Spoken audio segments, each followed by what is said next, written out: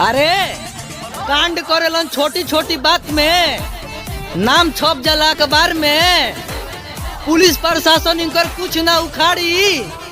सिवान जिला के लॉरेंस सरकार हवन, दिने दहाड़े करेलन रंगदारी। जय बिहार जय बिहारी।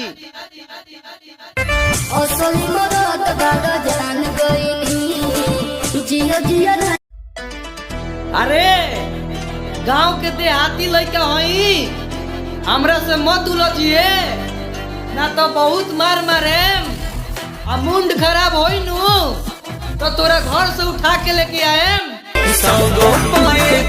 भारी होई पूछली हम पक्का बिहारी।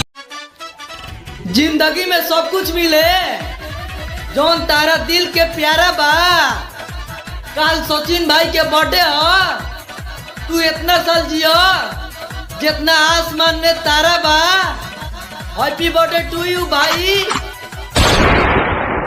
केक आज कटाई हो सब